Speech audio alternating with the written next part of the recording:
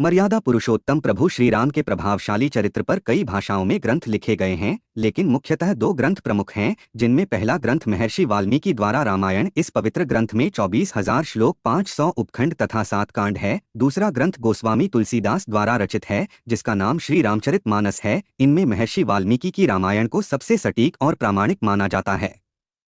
लेकिन श्री राम के बारे में कुछ ऐसी बातें हैं जिनका विवरण श्री रामचरितमानस या अन्य रामायण में नहीं है। इनका विस्तृत विवरण केवल वाल्मीकि कृत रामायण में है। एक, रामायण के अनुसार राजा दशरथ ने पुत्र प्राप्ति के लिए पुत्रेष्ठी यज्ञ करवाया था। इस यज्ञ को मुख्य रूप से ऋषि ऋष्यशृंग ने संपन्न किया था। ऋष्यशृंग के पिता का नाम महर्षि विभांडक था। एक दिन जब वे नदी में स्नान कर रहे थे, तब नदी में उनका वीर्यपात हो गया। उस जल को एक हिरणी ने पी लिया था, जिसके फलस्वरूप ऋषि ऋष्यशृंग का जन्म हुआ था। दो, हिंदू धर्म में 33 करोड़ देवी देवताओं की मान्यता है, जबकि रामायण के अरण्यकांड के 14वें सर्ग के 14वें श्लोक में सिर्फ 33 देवता ही बताए गए हैं। ग्रंथ के अनुसार 12 आदित्य, 8 वसु, 11 रुद्र और 2 अश्विनी कुमार, ये ही कुल 33 देवता हैं। 3, महर्षि वाल्मीकि द्वारा रचित रामायण में सीता स्वयंवर का वर्णन नहीं है। रामायण के अनुसार भगवान राम व लक्ष्मण ऋषि विश्वामित्र के साथ मिथिला पहुंचे, तब विश्वामित्र ने ही राजा जनक से श्री राम को वह शिव धनुष दिखाने के लिए कहा। तब भगवान श्री राम ने उस धनुष को उठा लिया और प्रत्यंचा चढ़ाते समय वह टूट गया। राजा जनक ने यह प्रण किया था कि जो भी इस शिव धनुष को उठा लेगा, उसी से वे अपनी पुत्री सीता का विवाह कर देंगे। 4,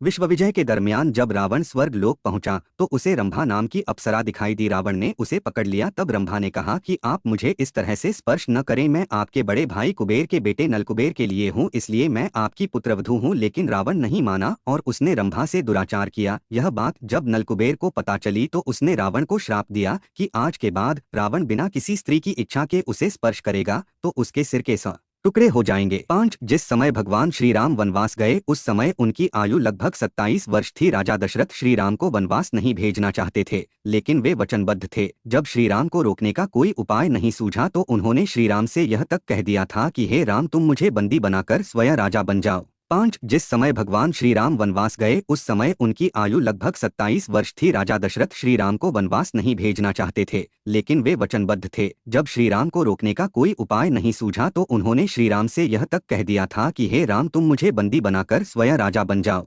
7, जिस दिन रावण सीता का हरण कर अपनी अशोक वाटिका में लाया, उसी रात को भगवान ब्रह्मा के कहने पर देवराज इंद्र माता सीता के लिए खीर लेकर आए। पहले देवराज ने अशोक वाटिका में उपस्थित सभी राक्षसों को मोहित कर सुला दिया। उसके बाद माता सीता को खीर अर्पित की, जिसके खाने से सीता की भूख प्यास शांत हो गई। 8, सीता हरण करते समय जटायु नामक गिद्ध ने रावण को रोकने का प्रयास किया था। रामायण के अनुसार जटायु के पिता अरुण हैं। ये अरुण ही भगवान सूर्यदेव के रथ के सारथी हैं।